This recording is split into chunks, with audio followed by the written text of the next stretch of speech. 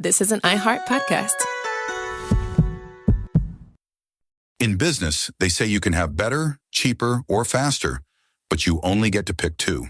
What if you could have all three at the same time? That's exactly what Cohere, Thomson Reuters, and Specialized Bikes have since they upgraded to the next generation of the cloud, Oracle Cloud Infrastructure.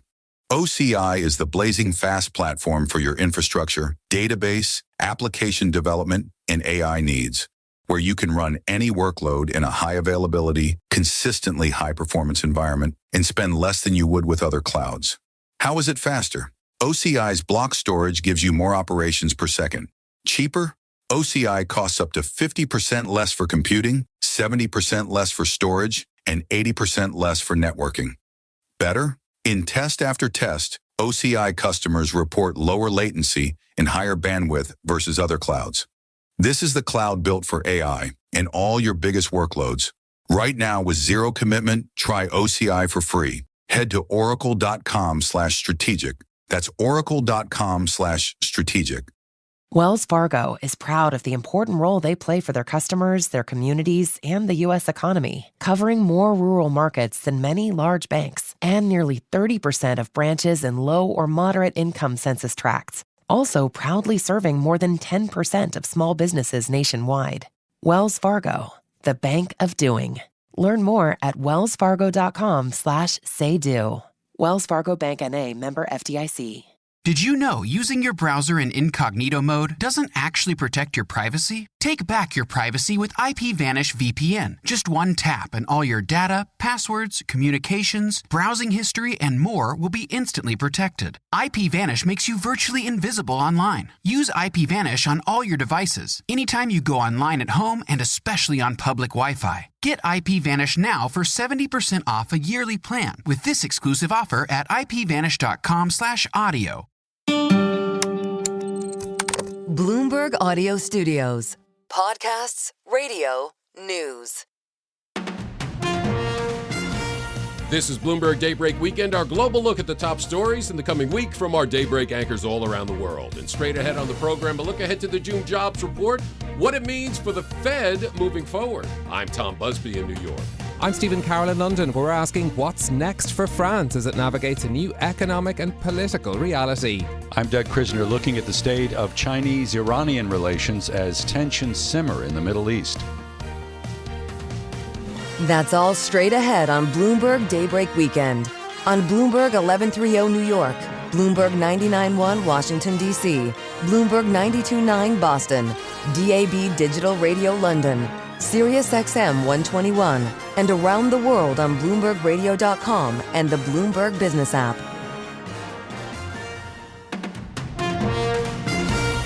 Good day to you. I'm Tom Busby. We begin today's program with the June jobs report. Non-farm payroll numbers out on Thursday, 8:30 a.m. Wall Street time, just ahead of the July 4th holiday on Friday. For more on those numbers and some key inflation and spending data out this past week, how it may impact the Fed's moves going forward, we're joined by Stuart Paul, U.S. economist with Bloomberg Economics. Well, Stuart, let's start with this, what we saw on Friday. A real surprise, huh? That's right. On Friday, we got the May personal income and outlays report, which really just had a very stagflationary contour to the whole thing. Personal spending declined 0.1%. Personal income growth really surprised the downside, declining 0.4%. And we saw a bit more core inflation than we anticipated. Core prices rose 0.2% in the month of May. By our estimates, it was about 4 basis points more than we were estimating. But what we're really seeing is tariff pass-through, especially into non-durable goods. What's that doing? That's causing consumers to retrench. They're pulling back their spending, especially in discretionary services categories, things like travel, things like food services. They're seeing higher prices. They're pulling back their spending where they can. And on the income side, while there is still reasonably strong labor income for now, transfer payments materially declined in the month of May. And we think that that did play a role in forcing spending lower. Consumers are feeling the pinch of lower income in the month of May, and so they pulled back in the discretionary categories. They're really just trying to satisfy their needs right now, and meet their demand for staples. They're really just trying to spend on necessities. Lower income, slightly higher prices, and we have not even seen near the full effect of these Trump tariffs. We may have seen, though, some impact of China tariffs, correct? Last week. Yeah, so in the month of May, consumer spending really pulled back in part because consumers are feeling the pinch of higher prices, in part because of tariffs on China. Higher prices rippled through, especially to the non-durable goods that come from China. But the tariff effect is not just a consequence of what we're seeing on China. There was a real pull forward of spending on autos earlier this year in anticipation of tariffs. And now we're seeing the payback. Spending on autos declined really swiftly in the month of May.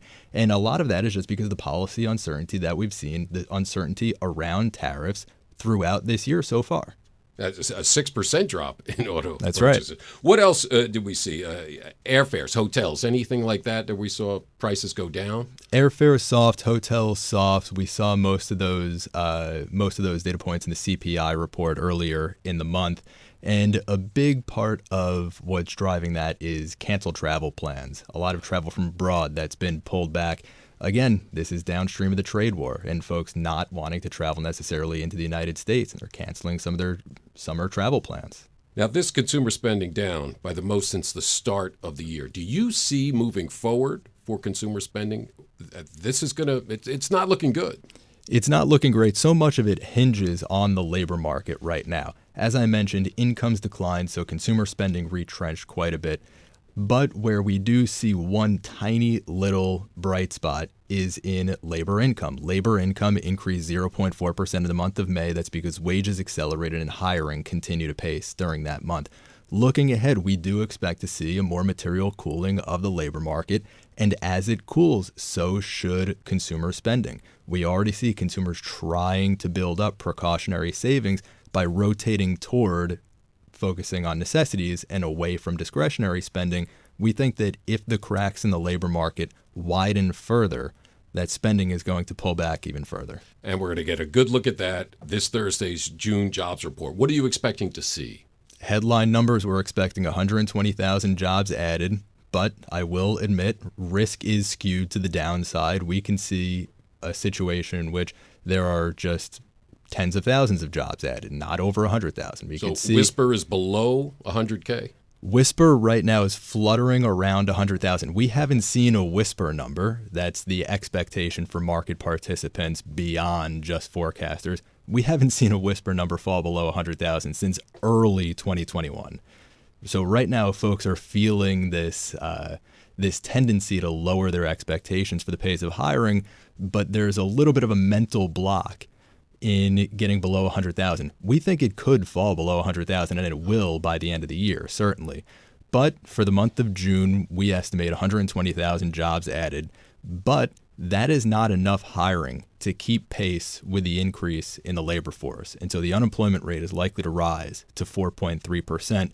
And we're getting closer to the 4.5% unemployment that the median FOMC member and the median monetary policymaker is expecting to see at year end. Boy, an important readout, the June jobs report this Thursday, 8:30 a.m. Wall Street time. Our thanks to Stuart Paul, U.S. economist with Bloomberg Economics. We move next to oil. Prices tumbled early last week amid hostilities between Israel and Iran before stopping that slide in prices after a tentative ceasefire was called and the Strait of Hormuz remained open. The question now, where are crude prices headed and why? And for more, we're joined by Javier Blas, Bloomberg opinion columnist covering energy and commodities. Well, Javier, thank you so much for joining us. Where are crude prices now? And with all the recent turmoil in the Middle East, do you think prices are where they should be? I think that prices are about right now. WTI around $65 a barrel, Brent just a bit higher than that. So the price of oil right now is somewhere between $65 and $70 a barrel. The market is discounting that the turmoil in the Middle East is on the rear mirror, that Iranian oil production is going to continue, that there is no risk of the Strait of Hormuz, which is that choke point for about 20% of the world's oil. It's not going to be closed. And I think that the market is also expecting that the OPEC oil cartel is going to continue increasing production through the summer. And if we were having this conversation towards the end of the summer period, kind of September, early October, I will not be surprised if we see prices a lot lower. Are you saying there's a glut of oil? There is a glut of oil, and certainly that glut is going to increase as OPEC is putting more barrels into the market. And also, the high prices that we had recently at the height of the conflict between Israel and Iran, where we saw prices around $15 higher than that. That also has allowed U.S. shale producers to lock in those high prices to hedge. So that means that probably we're going to see American oil production a bit higher than we expected, and that's going to add to that kind of glut on oil that we are seeing. And the way I have put it is that we have enough oil, probably too much oil right now, and by the end of the summer, the global economy is going to be swimming in oil. Well, let's talk about Iranian oil right now, because Israeli-American missiles, fighter jets, they did not target Iranian energy assets at all. No, there was a small, a couple of targets by Israel very early in the conflict. I think that it was a message to the Iranians, careful, we can't go after your energy sector if we want. But I also believe that quietly the White House intervened and told both sides oil is not should not be attacked in this conflict. So ironically, what we have seen is that the Iranian oil production probably is higher today than it was in May. And despite all this talk about maximum pressure and oil sanctions from the United States on Iran, the truth is that Tehran is producing the most oil in 7 years right now. And that must be a big benefit for China, right? That is its main customer. And of course, President Trump was encouraging Tehran to keep selling to Beijing. Yes, President Trump on one hand has been talking about maximum pressure and the sanctions are still there. But at best, I think that one can argue that either Beijing has found a way to bypass all the sanctions, or Washington is turning a blind eye and is not enforcing the sanctions. I think it's a combination of both, but I don't think that the White House wants to do anything with Iranian oil exports. I believe that the talk about maximum pressure is that talk, but very little action.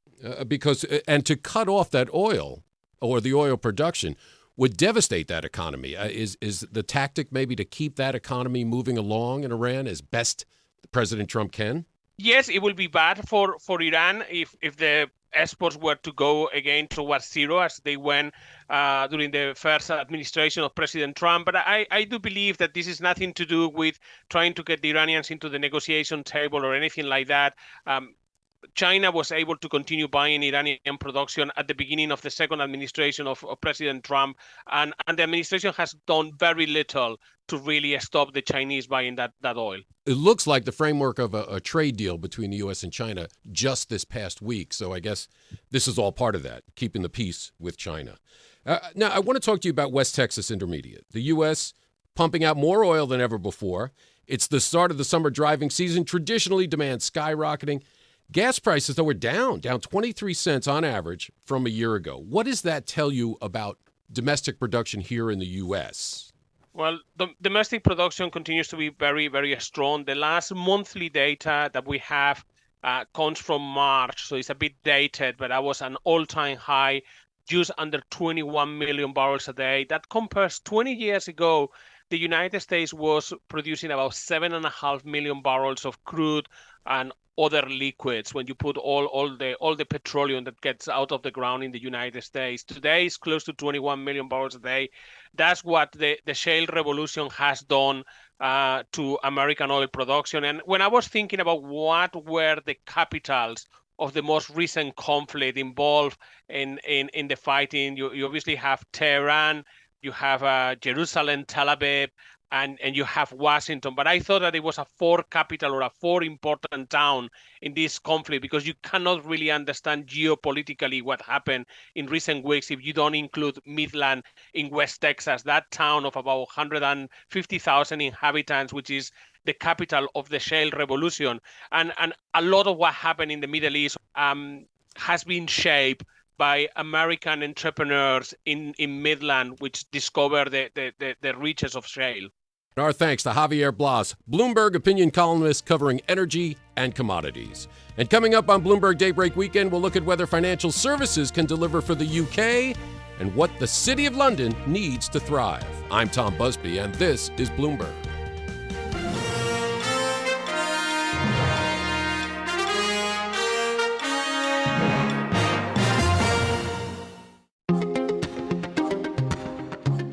We get it. There are too many car insurance companies trying to convince you that they have the best car insurance rates. We don't think we need to convince you. We're Root, and we do car insurance differently. We don't think it makes sense to only base your car insurance rate on things that have nothing to do with your driving, like your occupation or education. When you take the test drive using the Root app, we price your car insurance rate primarily on how you drive. It's that easy. Just download the Root app, drive around like you normally would for a couple of weeks, and get a quote based primarily on how you actually drive. Good drivers could save up to $900 a year when they switch to Root. We're taking an old industry and making it fair. Root Insurance, because better drivers deserve better rates. Download the app today and see how much you could save. Terms and conditions apply, subject to underwriting review. See Root.com for details. Did you know using your browser in incognito mode doesn't actually protect your privacy? Take back your privacy with IPVanish VPN. Just one tap and all your data, passwords, communications, browsing history, and more will be instantly protected. IPVanish makes you virtually invisible online. Use IPVanish on all your devices, anytime you go online at home and especially on public Wi-Fi. Get IPVanish now for 70% off a yearly plan with this exclusive offer at ipvanish.com/audio. A warming planet, complex geopolitics, and fierce competition means business operations are under more scrutiny than ever before. Returning to Singapore this July, the Bloomberg Sustainable Business Summit is uniting leaders and investors to explore how sustainability efforts can bolster resilience and mitigate risk. Learn more at bloomberglive.com/SBS-Singapore. That's bloomberglive.com/SBS-Singapore. This is Bloomberg Daybreak Weekend, our global look ahead at the top stories for investors in the coming week. I'm Tom Busby in New York.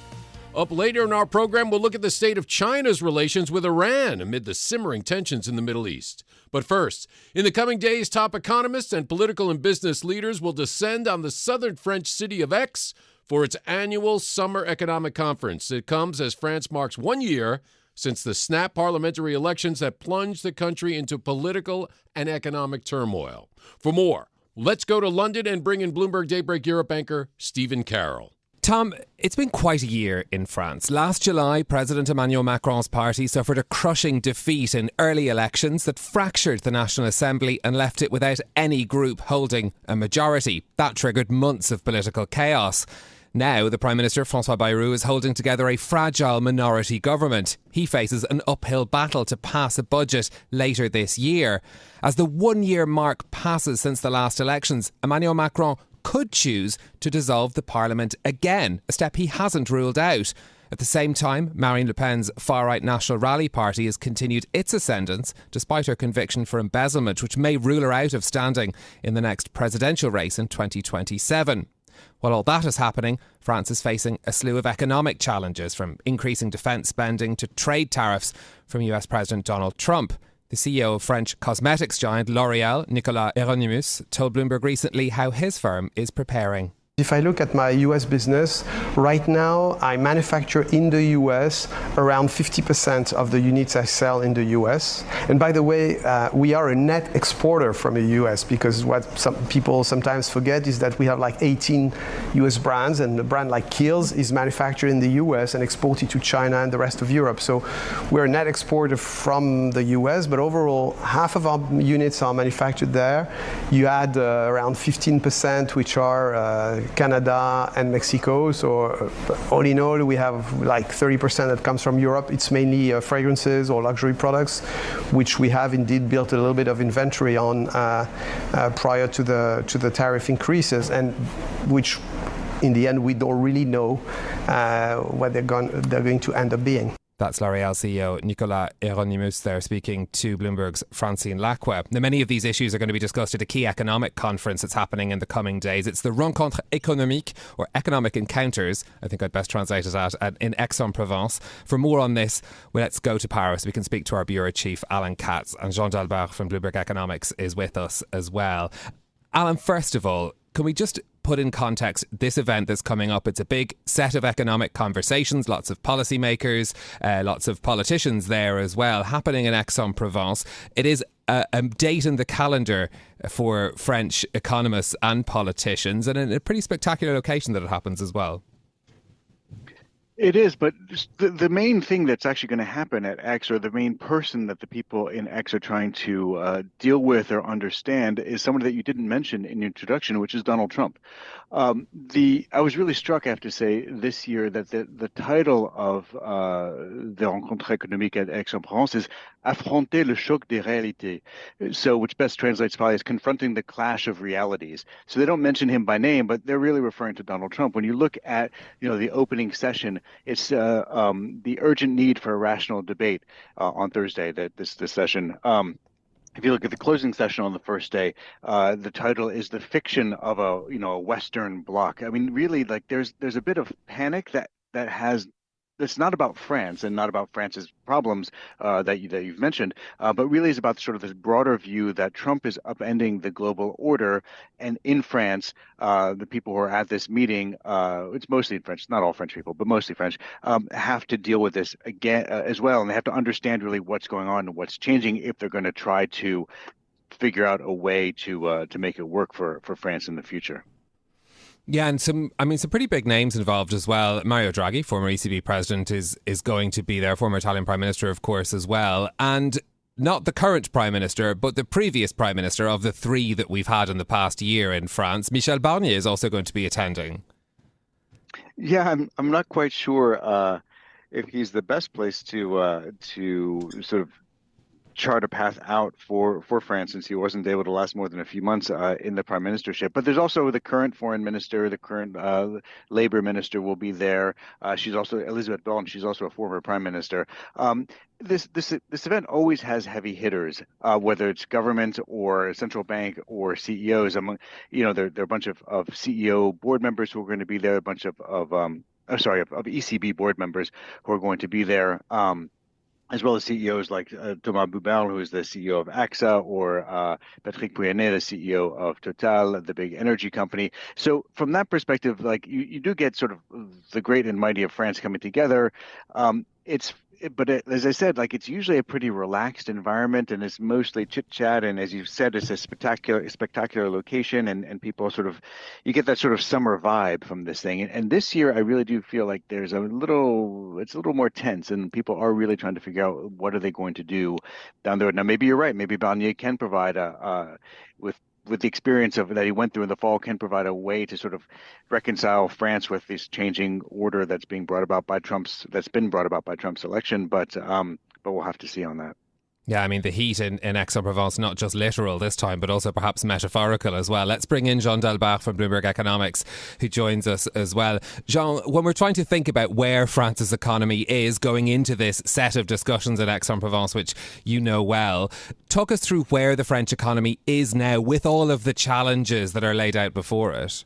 Sure. Hi, good morning. So, yes, indeed, France is currently facing a pretty sluggish growth momentum. We have pointed out the 0.5% GDP growth this year, which falls down from 0.9% in 2024, and this is below the European average of 1.1% for 2025. So, a pretty sluggish momentum, and basically all its growth drivers are contributing to that. We are observing a pretty weak investment dynamic despite and currently easing in financing conditions, and this is probably related to the increase in uncertainty that we do face in France. Consumption is going poorly as well. Gains in disposable income are limited this year, and the saving rate remains pretty high currently. And finally, and pretty obviously, the contribution from net trade will be negative this year. So all of that contributes to to a pretty sluggish growth momentum in France, which again contrasts with other European countries at the moment. And if we look ahead, France will face a lot of challenges. First and foremost, the political uncertainty, which remains pretty high and has even increased these days, given the collapse of the pensions reform talks. So that's the main challenge, I would say. The second one is obviously the current trade uncertainty that we are facing, although France is less exposed than its European peers. And finally, the fiscal topic is really important, and some tough negotiations will have to take place in autumn to pass the new budget. Yeah, very tricky couple of months ahead. On that point, Jean, we've just had the NATO summit where leaders agreed to increase spending on defence. How is France placed to be able to cope with that fiscally? So it's also a tricky situation for France. I mean, the defense spending in terms of GDP have already increased a bit in France. They are now like above the 2% NATO mark, so it's pretty positive. And they are already expected to increase further to 2.5% of GDP in 2030. So yesterday we had President Macron saying that 5% is a target, or I mean, can be a target. We think it is unlikely. We think it will be a huge challenge, exactly because of the fiscal constraint we mentioned before. So it will be very costly for France to reach that 5% mark. And we've made some estimates that it will add a 15 percentage point of debt on the debt to GDP ratio over 2030. So it would be a lot, and we think it will not be possible. And we have penciled like 3.5% mark, which will be tricky, but still manageable and feasible in the coming years. Okay, Alan, I wanted to go back to you as well, because I mentioned that we're coming up on this point where Emmanuel Macron could call another election for the National Assembly. He hasn't ruled it out, but give us a sense of how stable the political situation is in France at the moment. It's a little bit of a tricky question. I guess it's stable probably in the short term and unstable in the longer term, I guess would probably be the best way to put it. As you point out, Emmanuel Macron could dissolve parliament and call new elections as soon as next month in July. He said that he doesn't plan to do that, doesn't expect to do it. As you point out, he hasn't ruled that out entirely, but it seems unlikely because if you look at opinion polls, if you called new elections now, you'd end up with roughly the same sort of breakdown among political parties in parliament. So there's no real reason to do it. The other reason why it's unlikely to happen in the very near term is that Jean mentioned that these pension talks have broken down, which they did, though Prime Minister Bayrou is pledged to come up with some sort of something to try to present to Parliament. It's really unclear as yet what that will be. But in any event, the far-right National Rally has said that it will not participate in a no-confidence vote until budget time, and that won't be until the fall. So while the socialists have filed a no-confidence motion against Bayrou, there's no chance of it passing without the far right. Because again, mentioning Barnier before, what actually pushed him out back in December was when you had the far left, sort of the center left, and then the far right all joining together. That got you up to a majority of parliamentarians who could push him out, and that's not the case, at least for the next couple of months. So I would say short-term stability, but it doesn't mean that creates any sort of longer term stability for the government or allows the government to really do much.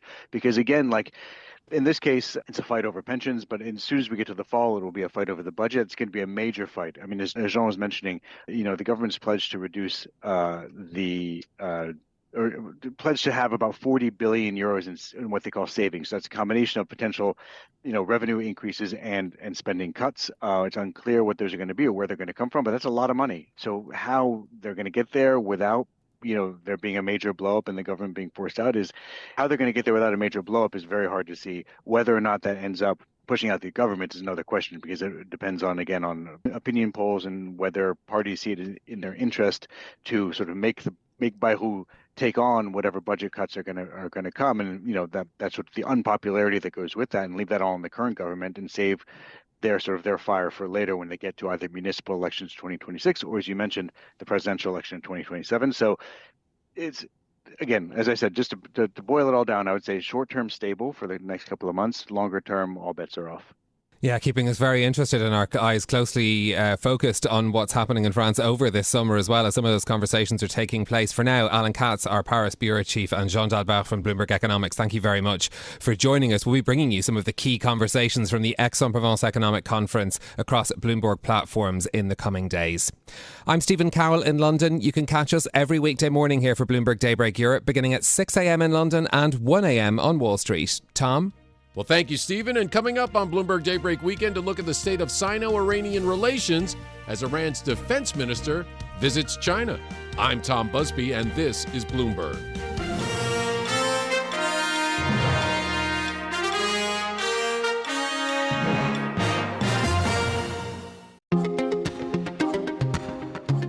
We get it. There are too many car insurance companies trying to convince you that they have the best car insurance rates. We don't think we need to convince you. We're Root, and we do car insurance differently. We don't think it makes sense to only base your car insurance rate on things that have nothing to do with your driving, like your occupation or education.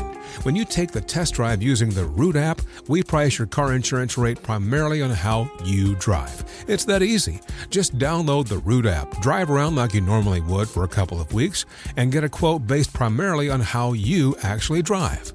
Good drivers could save up to $900 a year when they switch to Root. We're taking an old industry and making it fair. Root Insurance, because better drivers deserve better rates. Download the app today and see how much you could save. Terms and conditions apply, subject to underwriting review. See Root.com for details. A warming planet, complex geopolitics, and fierce competition means business operations are under more scrutiny than ever before. Returning to Singapore this July, the Bloomberg Sustainable Business Summit is uniting leaders and investors to explore how sustainability efforts can bolster resilience and mitigate risk. Learn more at bloomberglive.com/SBS-Singapore. That's bloomberglive.com/SBS-Singapore. Join us in Atlanta or via live stream on August 12th for Bloomberg's Business Value of AI event and networking reception. This event will gather business and technology executives to share their experiences and provide insight into how to best use data to optimize the customer experience. You'll also learn how companies have successfully implemented AI agents that have led to improved productivity and profitability. This program is proudly sponsored by IBM. Register at bloomberglive.com/AI/Atlanta. This is Bloomberg Daybreak Weekend, our global look ahead at the top stories for investors in the coming week. I'm Tom Busby in New York. Iran's defense minister arrived in China last week for his first known overseas trip since that country's war with Israel began. The visit highlighting just how critical Beijing has become to Tehran's strategic calculations. For more, let's get to the host of the Daybreak Asia podcast, Doug Krisner. Tom, Israel and Iran have spent the better part of the past 2 weeks exchanging strikes, and in the process, the U.S. was drawn into this conflict. The situation highlights the role of another power player, though, China. Joining me now is Jenny Marsh. Jenny is Greater China EcoGov team leader for Bloomberg News, and she joins us from our studios in Hong Kong. It's always a pleasure to benefit from your perspective. And as long as we're talking about geopolitics, let's talk about what's going on between the U.S., Israel, and Iran. Now, after the strikes, the recent strikes by the U.S. government on Iranian nuclear facilities, Beijing issued a strong condemnation and basically called it a violation of the UN Charter and of international law. I'm wondering whether or not China may have played a role in this. Do you have a sense of that? My sense is that China very much here will be remembered for sitting on the sidelines. You know, like they issued this very strong statement condemning the US, and they talked about how America was sort of blowing up, you know, the international system for sort of maintaining order, i.e. the US-led, you know, UN framework for resolving conflicts.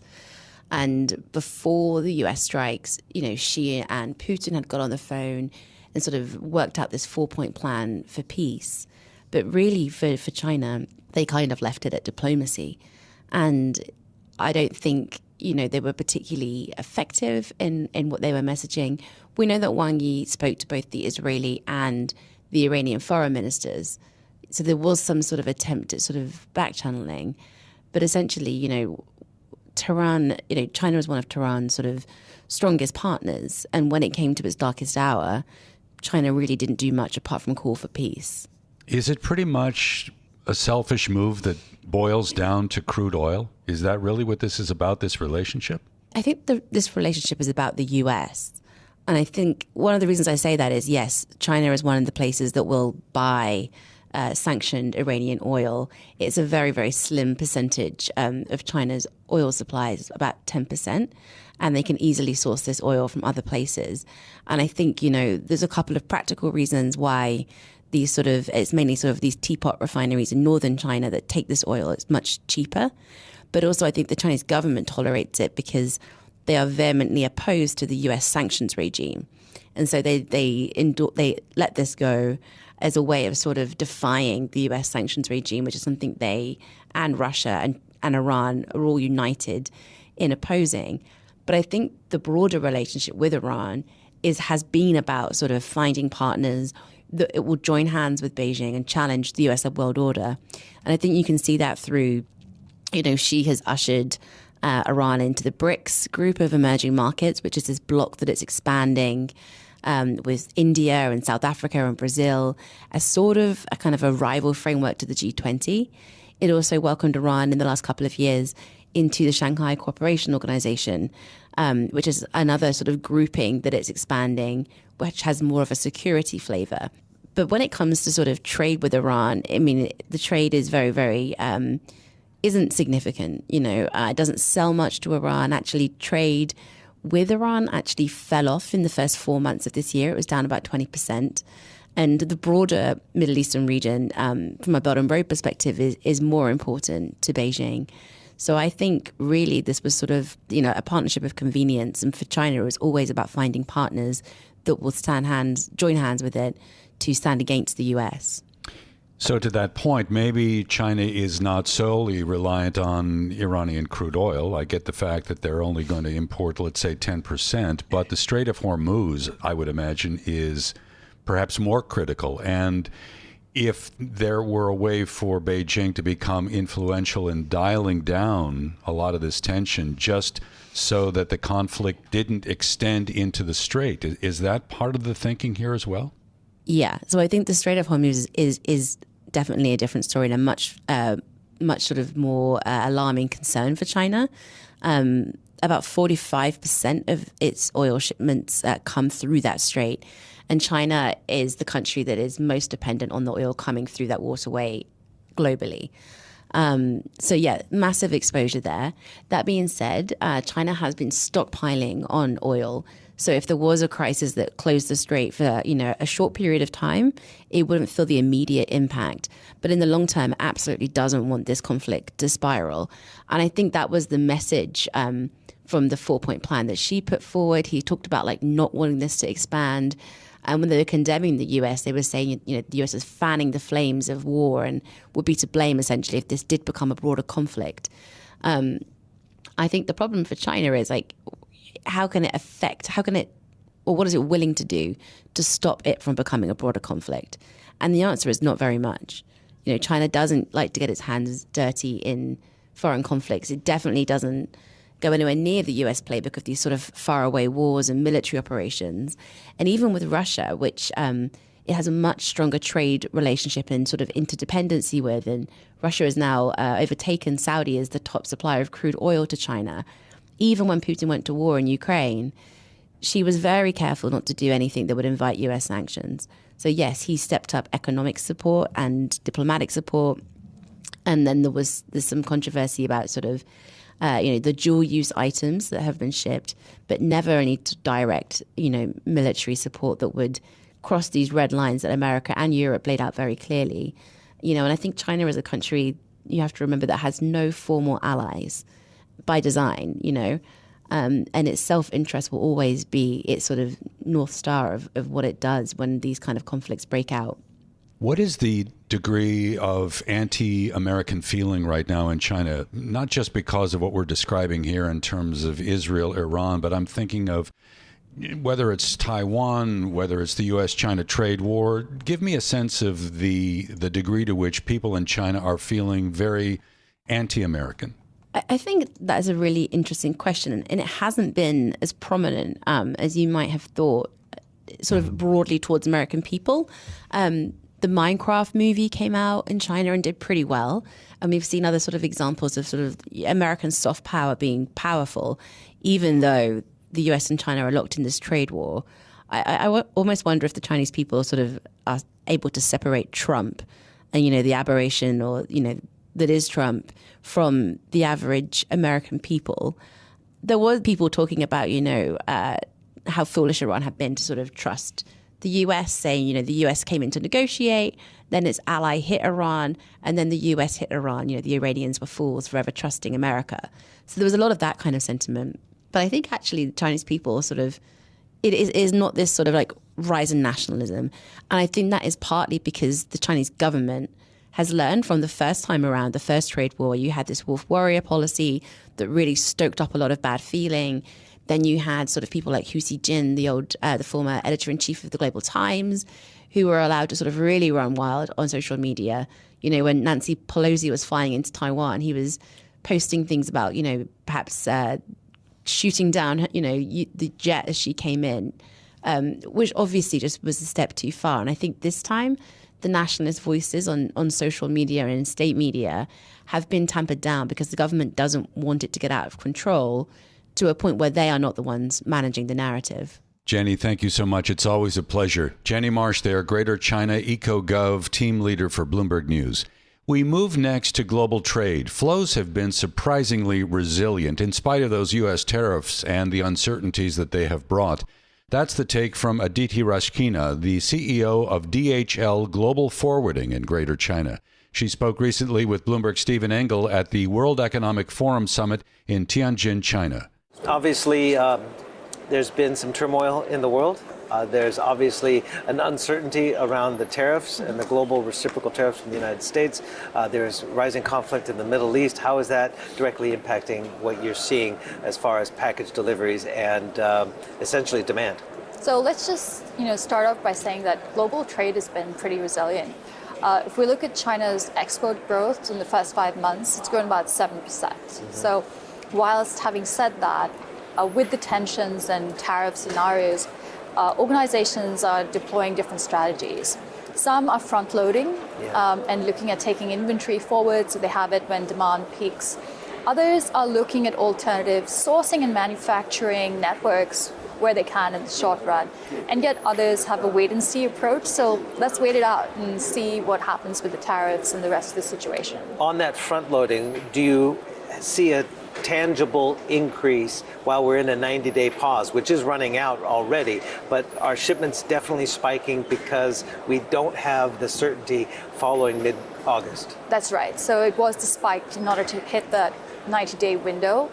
So we're not sure what's going to happen after that period of time, but we do believe at some stage was to meet that window.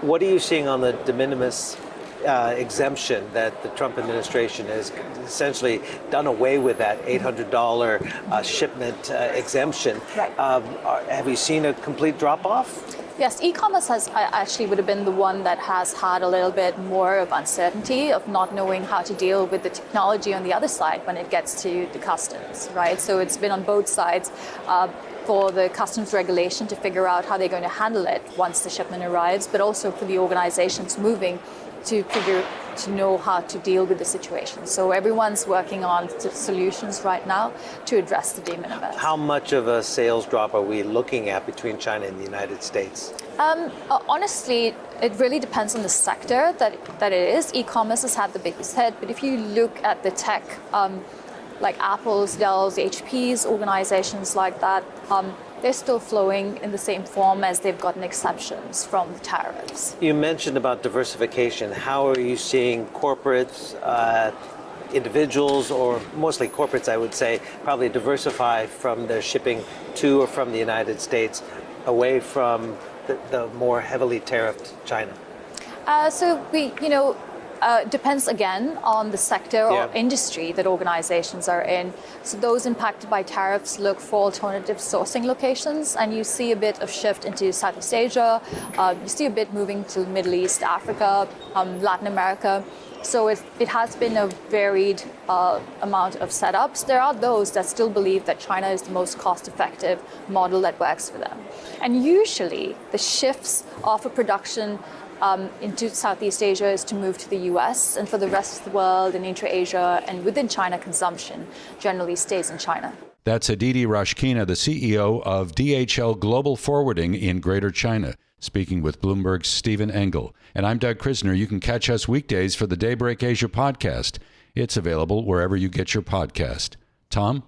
Thank you, Doug. And that does it for this edition of Bloomberg Daybreak Weekend. Join us again Monday morning at 5 a.m. Wall Street time for the latest on the markets overseas and the news you need to start your day.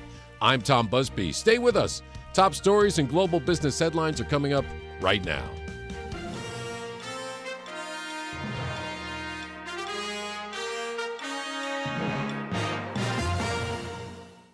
Career changers, including veterans and active duty service members. Your transition starts here. Go from GI to IT in a matter of months. Become a certified cyber warrior with training at My Computer Career. Cybersecurity specialists are in high demand, offering IT pros great opportunities and a rewarding lifestyle while protecting our people, liberty, and treasured institutions from cyber threats. Deploy your career in IT today. Learn more at mycomputercareer.edu/CWP. SkillBridge and other VA benefits are available to those who qualify. A warming planet, complex geopolitics, and fierce competition means business operations are under more scrutiny than ever before. Returning to Singapore this July, the Bloomberg Sustainable Business Summit is uniting leaders and investors to explore how sustainability efforts can bolster resilience and mitigate risk. Learn more at bloomberglive.com/SBS-Singapore. That's bloomberglive.com/SBS-Singapore. This is an iHeart podcast.